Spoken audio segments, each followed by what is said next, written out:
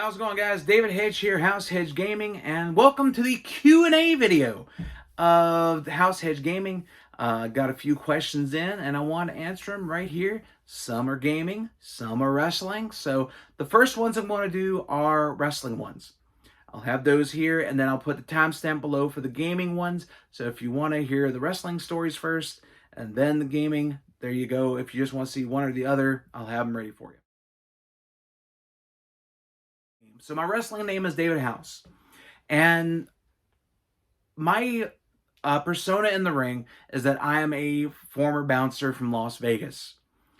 Parts of that are true. I was for a time a bouncer here in Roanoke Valley. I worked with a group that called themselves the Wolf Pack, and I had a blast doing it.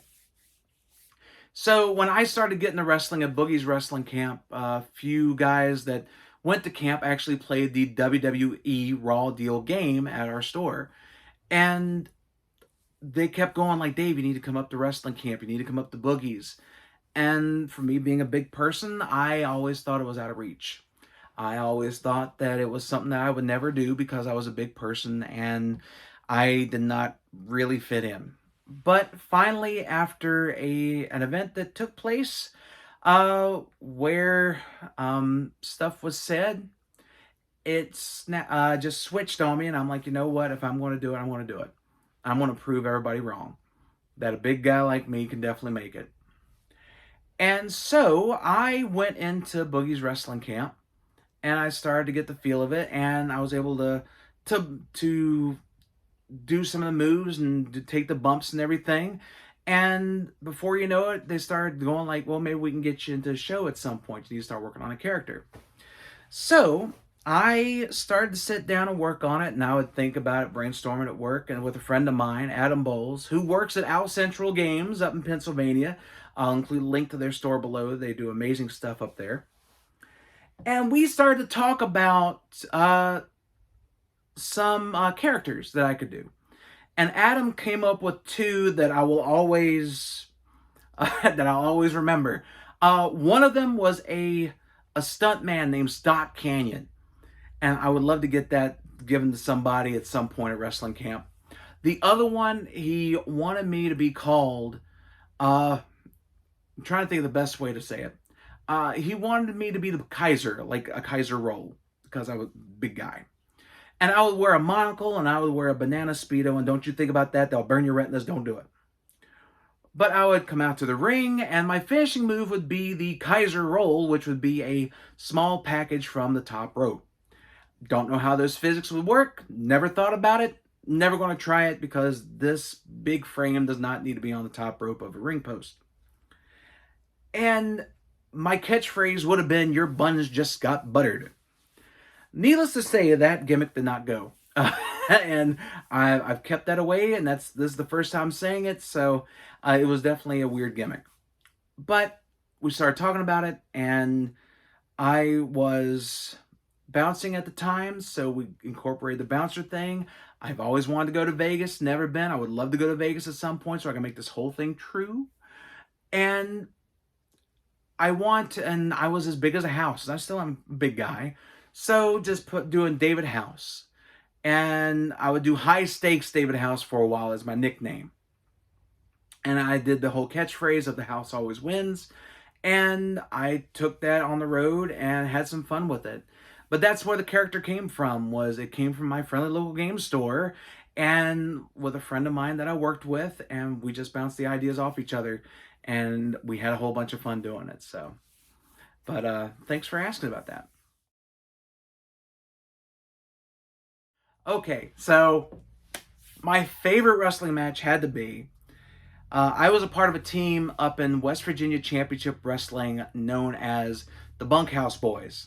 And it made sense. Three big guys, Big Willie Blackheart, the Bandit, and David House. And we were basically a big group, like a big stable of heels, of bad guys. And we had Diamond as our manager, and she was a lovely lady. And we basically were running roughshod on people left and right. You had three really big guys that were like wrecking balls. But then we came up against Eric St. Clair, the mighty Hojo, and the legendary George South. And it was proposed because we kept clashing week in and week out on television that it was going to culminate in a charity event for Children's Miracle Network called Miracle on the Mountain. And it was going to be a bunkhouse brawl. It was up the bunkhouse boys' alley. And it was going to be no rules, come dressed you are, street fight.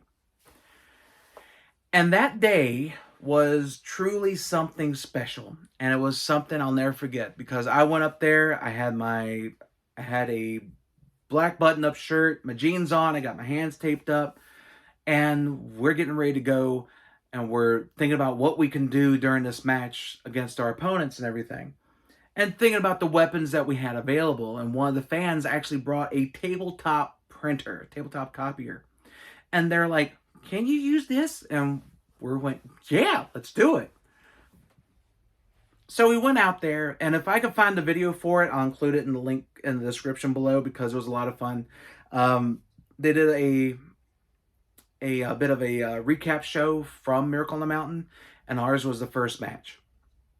Originally, we were going to go semi-main, and then they went, "Nope, you're setting the tone, you're going first." And we went, "Oh, heck." And this was something big for me because at the time, I was starting to get some injuries that were starting to culminate, and I was going to start transition into a commentary role. And so this was my last active match for a while. And to go out in this kind of a match was just an awesome feeling for me. In front of a large crowd, my dad, my sister, and her daughter came up to watch me wrestle. And I had my wife Cindy there, and it was just a fantastic experience for me. We had everything ready to go, and we were getting ready to go out to the ring and to walk out first and foremost and see all these people in the arena we were in was just a magnificent feeling. And you had that energy and you had everything, and the bunkhouse boys came out to God Bless Texas, and you had that cowbell going, and we were going down the ring. And then you see St. Clair, George South, and Mighty Hojo. Two of the three guys were definitely not small guys either, and George South is a veteran that I respect. I have the utmost respect for him. All three of those guys I do, but for George South, he's been there in all the major companies, and he's still going to this very day. He just recently had a death match against Nick Gage for the GCW Heavyweight Championship, and my God, that was bloody as all get out, and he just showed that he was a tough son of a gun. And I never doubted that after I had this match with him. So the bell rang in this match, and all of us paired off. And I see, like, we're going out, we're all spelling the day outside and everything. I'm getting hit with a keyboard, I'm getting hit with all sorts of stuff. And then I get thrown in with George South. And George South and I are going across, like, at it against each other. And there's a picture to this very day of me getting choked out by a golf club that made the rounds, and George South printed out prints of it, and I ended up giving one of those prints away at a show for charity. And I'm like, I got beat up for this. But I'm glad I went to charity. But I wish I would have had the idea of going like, here, I got choked out by George South. But the biggest thing I'll remember from that match is that I'm standing in the ring and George South's on the ground. And I'm actually getting to survey the damage of everything so far, checking on my partners. And I see this printer just getting body surfed through the crowd.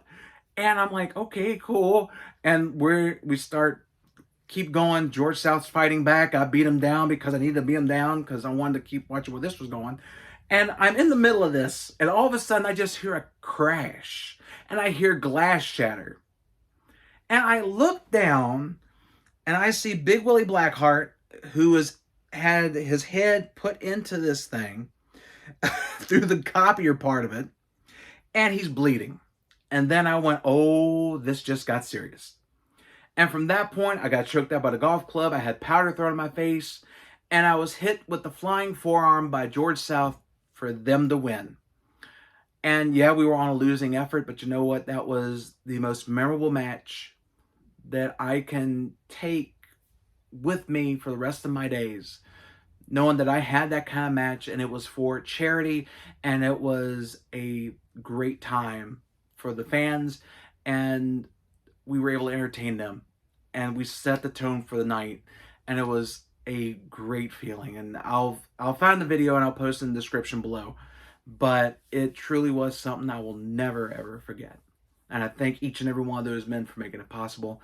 And I will always be grateful for WVCW, West Virginia Championship Wrestling, for giving me an opportunity for a big guy like me, a big kid, to get in the ring with 5 tremendous talents. And I'll never forget it. Mine is actually, uh, it's a tie. It's a toss-up. It's between War Games 90, Wrestle War 91, the War Games between Sting Squadron and the Dangerous Alliance, because that told an amazing story of back and forth action, because I always love War Games. And to have Sting Squadron and the Dangerous Alliance, which was at the time this amazing group of heels, like of 5 individual businessmen who would do anything to succeed. And you had Rick Rude, Steve Austin, Arn Anderson, Bobby Eaton, and Larry Sabisco, managed by Paul E. Dangerously and Medusa, going up against Sting, Nikita Koloff, Ricky Steamboat, Dustin Rhodes, and Barry Windham. And that match just told so much drama, and during the whole thing, you're wondering, at the time, could Sting and Nikita Koloff trust each other? And how is these 5 individuals going to be able to stand against 5 men who work as one in the Dangerous Alliance? And you see in the end, when Bobby Eaton gets hit with the remnants of the ring, because they were tearing down the ring, and he got hit by Larry Sabisco with this bar in the arm, and then Sting won with an arm bar and tried to rip off Bobby Eaton's arm, and Bobby Eaton had to say, "I quit, I surrender." And then you see the aftermath of everybody bleeding and bruised and bloody, and just, you see that there were no winners, there were only survivors in this War Games match. And at the same time, you're seeing Sabisco plead his case to everybody else in the Dangerous Alliance, going like it was an accident, Sting ducked and all this. And Heyman gets ready to hit him with the phone, because he had this big freaking phone. It was the 90s, of course it was a big freaking phone. And he gets ready to hit him, and Zabisco catches him, and Paul Heyman's backing off, and then Rick Rude gets in the way. And it was just so much drama throughout the entire match. I loved it. But it's a tie between that one and the Royal Rumble match in 92.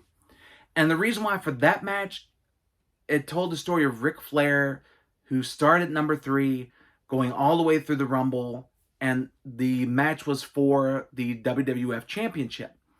And to have all these men going into this Rumble match with the opportunity to win the title. And there were a whole bunch of people that you can completely understand, completely agree that they should have won the belt. You had Sergeant Slaughter, Sid Justice, Hulk Hogan, Randy Savage, Roddy Piper, who just earlier that night won the Intercontinental Championship. You had, oh good Lord, Hacksaw Jim Duggan. You had Teddy DiBiase, the British Bulldog, Big Boss Man. You had a laundry list of legends. But what sent it over the top was the commentary between Gorilla Monsoon and Bobby the Brain Heenan, which Bobby Heenan, all-time favorite manager right there. And to have those two going back and forth, and Bobby Heenan losing this stuff when he sees that Ric Flair is number 3, and the first words out of his mouth when he sees Ric Flair coming through the curtain, he goes, "Damn it!" Just as emphatic as you can make it. And he just starts cussing up a little bit, and Monsoon just goes, "Watch your language." And just, they go throughout the entire thing, and just the storytelling with those two men and the action in the ring was a perfect culmination of a great story when Ric Flair won the championship, and he did the classic promo in the back where he said, "With a tear in my eye, this is the greatest moment of my life." And Mean Gene Okerlund just yells at somebody, goes, "Put that cigarette out." Just that whole string of events was just so good. And both those matches to me are my favorites because they are both great storytelling matches, and just the action. I can sit down and watch either one of those matches and still have a good time today, as I did when they first aired years ago. And hopefully you can check those out too. If they're on YouTube, I'll include the links below, or you can go to the Peacock Network and check out WWE. And I guarantee there's probably a bunch of promo codes where you can get the Peacock Network for like 99 cents for 6 months or so. And if you can, definitely do it because they have a plethora of WWE stuff. Unfortunately, it's still not as good as the network was, but I'll take it when I can get it. So, but definitely check those two matches out if you're any kind of wrestling fan. If you're not a wrestling fan, just check the Royal Rumble out just because Heenan is so hilariously funny, and Gorilla Monsoon is just a great straight man throughout the whole thing. And who knows, maybe it might actually make you a wrestling fan when it's all said and done. All right, so I've built a whole bunch of decks throughout the years. During the pandemic, I had like 30 some decks built. My wife and I were able to play them against each other. I don't want to talk about my win loss record on that. Uh, was not good. I lost a lot in one on one against Cindy during the pandemic, but I had fun doing it. But my favorite deck that I have right now, uh, there's one I will never get rid of, and that is my Lavissa Cold Eyes deck. My wife Cindy got me that deck years ago. Basically, got it for me for Christmas, and I had it in my shopping cart, and I didn't. I had it in the wish list, and she just logged into my account because she was like, "Oh, I wanted to buy something." I'm like, "Okay, cool," and I gave her my account information, and she just imports the wish list over and buys it, and gives it to me as a gift. And I'll never have that deck tore apart. I'll add a couple things to it, and the cards I take out, I just put them aside, uh, because that was really cool that she bought me that Commander deck. And this is when Commander was still in its infancy and all that. So Lavissa Cold Eyes I thought was cool, and she still is cool to this day. Being able to beat down with warriors and berserkers and barbarians, oh my, it's definitely a whole lot of fun. And it's mono red, and it's easy and streamlined, and it's perfect. But right now, or not perfect against Cindy because she still beats me. But I think right now, my favorite Commander deck that I have, I actually took it to Gen Con this year, and it was Miram. Miram is a teamer deck that basically focuses a lot about dragons and copying dragons and just soaring through the air and basically burninating my opponents with dragon fire. And it's a whole lot of fun to play, and I really enjoy playing that deck. But yeah, like Lavissa, I'll always keep because of sentimental value. But as far as decks that I play now currently, Miram is like one of the most fun ones I have. It's Miram. If I want to go complete aggro, it's Lavissa Cold Eyes. If I want to go a little bit dungeon delving, I have a legendary Joda deck that I've been working on, which is a lot of fun to build around and delve into dungeons and play a little mini game of D&D and still lose, but it's a lot of fun and I enjoy it. But those are my decks that I really enjoy playing right now, Commander. And if any of these Commander streams want to have me on so I can lose to them, by all means, feel free to contact me. I'll be more than glad to do it. I promise. So this is gonna be a little bit biased, but there was a time when a lot of the card games were coming out. I would try them out. I would always give them a shot. Everything from Magi Nation to, oh good lord, there were so many that were coming out at the time. The original Digimon game that came out, the WCW Nitro game that Wizards put out, Hecatome. I tried that. Not one of my favorites. But there was a long line of TCGs that were coming out, like Lord of the Rings was coming out from Decipher, and you had Versus System, which was a tremendous game, and I wish it was still going on in the original form, not the two-player card game that Upper Deck has right now. I wish they would have kept the original Versus System, but the one that, I guess, non-Magic, because I'll always be a fan of Magic, and I really enjoyed playing Pokemon. I'll pick it up every once in a while. Same thing with Yu-Gi-Oh!, the old school dual format. But my favorite one was Raw Deal, WWF Raw Deal. And when it came out, you had the chance of being one of the superstars, whether it be Stone Cold Steve Austin, Kane, The Undertaker, Triple H, Chris Jericho, The Rock, or Mankind. That was the original lineup of 7. How do I remember that? I'm a wrestling fan. And the gameplay was awesome. Like, you just built up your moves over time, and your moves built up fortitude after dealing damage. And the more fortitude you had, the more devastating maneuvers you can do, and different actions that you can complete, and different reversals that you can use, until your opponent's deck was completely ran out, and that signified a pinfall victory. And I really did enjoy that game, and I was able to play in a couple of Worlds qualifiers. I made it to top 8 of one, which was awesome because I was playing the People's Champion at the time. I had a group of players from my local game store to go up there with. We had a great time, and they were rooting me on. And I went against first round. I went against a former champion, and I beat him. The guy was not happy, and I was able to have. Uh, I went through that, and then I went against. Went through the 16, and then top 8. I lost to a gentleman that was playing Victoria. Victoria had a really great ability at the time, and she had some tremendous cards. I tried to catch him off guard because I was thinking I could have got him with a rock bottom, but instead he reversed with a Widow's Peak. And that, or he reversed with the manager's interference and then hit the Widow's Peak, and I couldn't do anything. But the promos I got, I gave them to all the players that I came up there with because I already had a majority of them, and I wanted to give them something. And so we did that. We went out for drinks that night, and it's something that I'll be able to take with me because that was a really cool experience, and that was the only time I've really traveled with a lot of guys that I knew through a card game. And we did Gen Con for 4 straight days together. And we didn't kill each other in the hotel rooms because some of us were definitely a lot like the quirks that each one of us had definitely played off of another person, and so we had to do room roulette a little bit to make sure nobody got hurt or nobody got angry with anybody.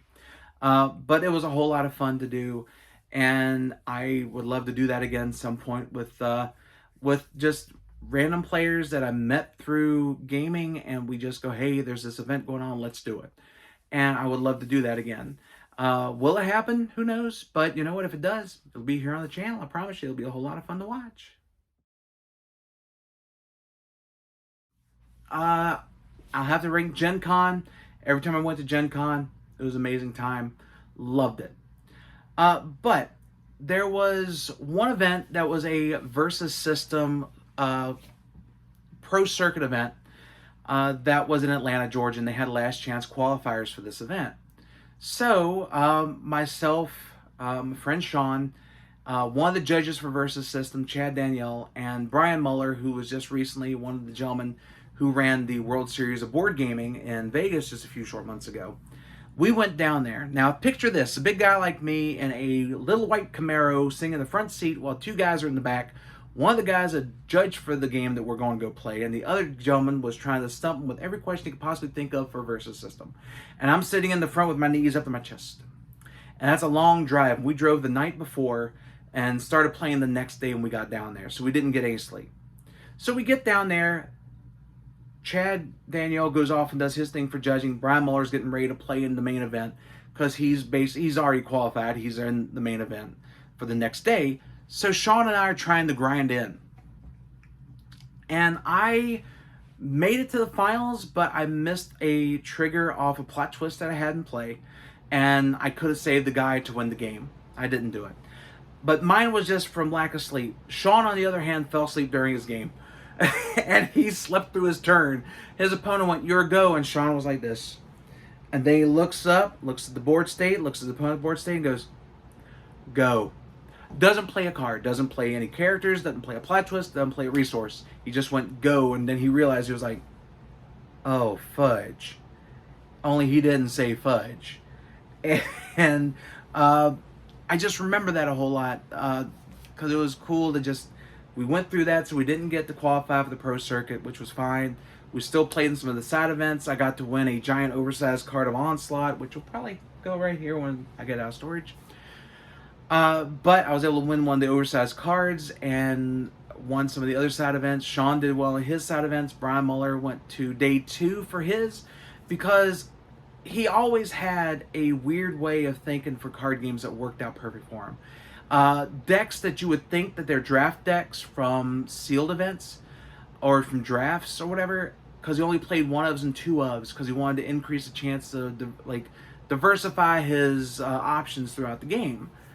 And it was just so weird how it worked, because for me, I tried doing that. I can't make it work with a dang, yet I play Elder Dragon Highlander. But for him, when he did it, worked out perfect for the man. So I thought it was a whole lot of fun that he was able to do that. Watch him. He tore through people day 1.